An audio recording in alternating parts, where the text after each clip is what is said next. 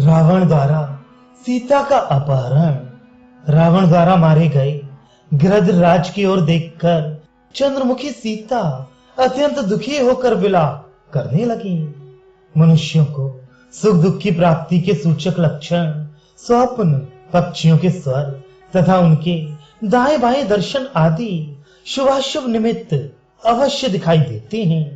ककुत्स कुलभूषण श्री राम मेरे अपहरण की सूचना देने के लिए निश्चय ही ये मृग और पक्षी अशुभ सूचक मार्ग से दौड़ रहे हैं, परंतु उनके द्वारा सूचित होने पर भी अपने इस महान संकट को अवश्य ही आप नहीं जानते हैं, क्योंकि जानने पर आप इसकी उपेक्षा नहीं कर सकते थे।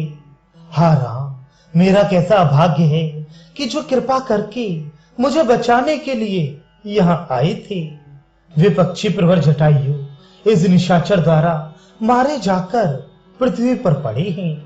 हे राम, हे लक्ष्मण, अब आप ही दोनों मेरी रक्षा करें। यूं कहकर अत्यंत डरी हुई सुंदरी सीता इस प्रकार क्रंदन करने लगी जिससे निकटवर्ती देवता और मनुष्य सुन सके। उनके पुष्पहार और आभूषण मसलकर छिन्न भिन्न हो गए थे। वे अनाथ की भांति विलाप कर रही थीं। उस अवस्था में राक्षस राज रावण उन विधेय कुमारी सीता की ओर दौड़ा। वे लिपटी हुई लता की भांति बड़े बड़े वृक्षों से लिपट जाती और बारंबार कहती, मुझे इस संकट से छुड़ाओ, छुड़ाओ। इतने ही में वे निशाचर राज उनके पास जा पहुंचा। वन में श्री राम से रहित होकर सीता को राम राम की रट लगाती देख उस काल के समान विकराल राक्षस ने अपने ही विनाश के लिए उनके केश पकड़ लिए। सीता का इस प्रकार तिरस्कार होने पर समस्त चराचर जगत मर्यादा रहित तथा अंधकार से आच्छन्न सा हो गया। वहां वायु की गति रुक गई और सूर्य की भी प्रभा फीकी पड़ गई। श्रीमान पितामह ब्रह्मा जी दिव्य दृष्टि से विदेह नंदिनी का वे राक्षस के द्वारा केश आकर्षण रूप अपमान देखकर इस प्रकार बोले, बस अब कार्य सिद्ध हो गया। सीता के केशों का खींचा जाना देखकर दंडकारण्य में निवास करने वाले वे सब महर्षि मन ही मन व्यथित हो उठे। साथ ही अकस्मात रावण का विनाश निकट आया जान उनको बड़ा हर्ष हुआ। बेचारी सीता हा राम कहकर रो रही थी, लक्ष्मण को भी पुकार रही थी। उसी अवस्था में राक्षसों का राजा रावण उन्हें लेकर आकाश मार्ग से चल दिया। तपाए हुए सोने के आभूषणों से सीता जी का सारा अंग विभूषित था। वे पीले रंग की रेशमी साड़ी पहने हुए थी। अतः उस समय राजकुमारी सीता सुदाम पर्वत से प्रकट हुई विद्युत के समान प्रकाशित हो रही थी। उनके फहराते हुए पीले वस्त्र से उपलक्षित रावण दावा नल से उद्भासित होने वाले पर्वत के समान अधिक शोभा पाने लगा। उन परम कल्याणी विदेह कुमारी के अंगों में जो कमल पुष्प थे, उनके किंचित अरुण और सुगंधित दल बिखर बिखर कर रावण पर गिरने लगे।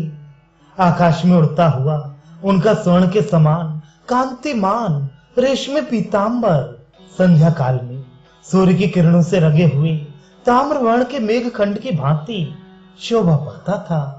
आकाश में रावण के अंक में स्थित सीता का निर्मल मुख श्री राम के बिना नील रहित कमल की भांति शोभित नहीं होता था। सुंदर ललाट और मनोहर केशों से युक्त कमल के भीतरी भाग के समान कांतिमान, चेचक आदि के दाग से रहित, श्वेत, निर्मल और दीप्तिमान दांतों से अलंकृत तथा सुंदर नेत्रों से सुशोभित सीता का मुख आकाश में रावण के अंक में ऐसा जान पड़ता था मानो मेघों की काली घटा का भेदन करके चंद्रमा उदित हुआ हो। चंद्रमा के समान प्यारा दिखाई देने वाला सीता का वह सुंदर मुख तुरंत का रोया हुआ था। उसके आंसू पहुंच दिए गए थे। उसकी सुघड़ नासिका तथा तांबे जैसे लाल लाल मनोहर ऊंट थे। आकाश में वे अपनी सुनहरी प्रभा बिखेर रहा था तथा राक्षस राज के वेग पूर्वक चलने से उसमें कंपन हो रहा था। इस प्रकार वे मनोहर मुख भी श्री राम के बिना उस समय दिन में उगे हुए चंद्रमा के समान शोभाहीन प्रतीत होता था। मिथिलेश कुमारी सीता का श्री अंग स्वर्ण के समान दीप्तिमान था और राक्षस राज रावण का शरीर बिल्कुल काला था। उसकी गोद में वे ऐसी जान पड़ती थी मानो काले हाथी को सोने की करधनी पहना दी गई हो। कमल के केसर की भांति पीली एवं सुनहरी कांति वाली जनक कुमारी सीता तपे हुए सोने के आभूषण धारण किए रावण की पीठ पर वैसे ही शोभा पा रही थी जैसे मेघमाला का आश्रय लेकर बिजली चमक रही हो। विधे नंदिनी के आभूषणों की झनकार से राक्षस राज रावण गर्जना करते हुए निर्मल नीले मेघ के समान प्रतीत होता था। हर कर ले जाई जाती हुई सीता के सिर से उनके केशों में गुथे हुए फूल बिखर कर सब ओर पृथ्वी पर गिर रहे थे। चारों ओर होने वाली वह फूलों की वर्षा रावण के वेग से उठी हुई वायु के द्वारा प्रेरित हो फिर उस दशानन पर ही आकर पड़ती थी। कुबेर के छोटे भाई रावण के ऊपर जब वह फूलों की धारा गिरती थी उस समय ऊंचे मेरु पर्वत पर उतरने वाली निर्मल नक्षत्र माला की भांति शोभा पाती थी। विधे नंदिनी का रत्न जटित निपुर उनके एक चरण से खिसककर विद्युत मंडल के समान पृथ्वी पर गिर पड़ा। वृक्षों की नूतन पल्लवों के समान किंचित अरुण वर्ण वाली सीता उस काले कलूटे राक्षस राज को उसी प्रकार सुशोभित कर रही थी जैसे हाथी को कसने वाला सुनहरा रस्सा उसकी शोभा बढ़ाता हो। आकाश में अपने तेज से बहुत बड़ी उल्का के समान प्रकाशित होने वाली सीता को रावण आकाश मार्ग का ही आश्रय ले हर ले गया। जानकी के शरीर पर अग्नि के समान प्रकाशमान आभूषण थे। वे उस समय खन खन की आवाज करते हुए एक एक करके गिरने लगे मानो आकाश से ताराएं टूट टूट कर पृथ्वी पर गिर रही हों। उन विधे नंदिनी सीता के स्तनों के बीच से खिसककर गिरता हुआ चंद्रमा के समान उज्जवल हार गगन मंडल से उतरती हुई गंगा के समान प्रतीत हुआ। रावण के वेग से उत्पन्न हुई उत्पात सूचक वायु के झकोरों से हिलते हुए वृक्षों पर नाना प्रकार के पक्षी कोलाहल कर रहे थे। उन्हें देखकर ऐसा जान पड़ता था मानो वे वृक्ष अपने सिरों को हिला हिलाकर संकेत करते हुए सीता से कह रहे हों कि तुम डरो मत। जिनके कमल सूख गए थे और मत्स्य आदि जलचर जीव डर गए थे वे पुष्करणियां उत्साहहीन हुई मिथिलेश कुमारी सीता को मानो अपनी सखी मानकर उनके लिए शोक कर रही थी। उस सीता हरण के समय रावण पर रोषता करके सिंह व्याघ्र मृग और पक्षी सब ओर से सीता की परछाई का अनुसरण करते हुए दौड़ रहे थे।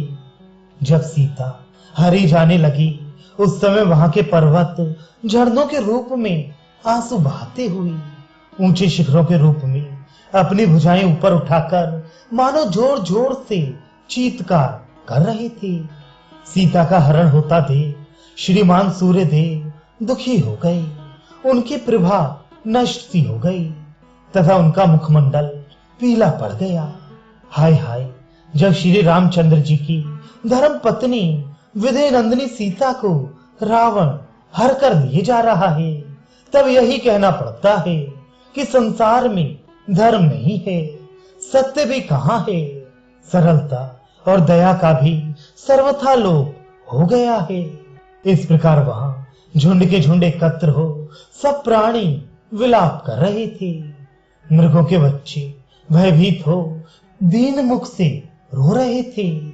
श्री राम को जोर जोर से पुकारती और वैसे भारी दुख में पड़ी हुई सीता को अपनी विलक्षण आंखों से बारंबार देख देख कर भय के मारे वन देवताओं के अंग थर थर कांपने लगे। विधि नंदिनी मधुर स्वर में हा राम हा लक्ष्मण की पुकार करती हुई बारंबार भूतल की ओर देख रही थी। उनके केश खुलकर सब ओर फैल गए थे और ललाट की बिंदी मिट गई थी। वैसी अवस्था में दशग्रीव रावण अपने ही विनाश के लिए मनस्विनी सीता को लिए जा रहा था। उस समय मनोहर धाम और पवित्र मुस्कान वाली मिथिलेश कुमारी सीता जो अपने बंधुजनों से बिछुड़ गई थी, दोनों भाई श्री राम और लक्ष्मण को न देखकर भय के भार से व्यथित हो उठी। उनके मुखमंडल की कांति फीकी पड़ गई।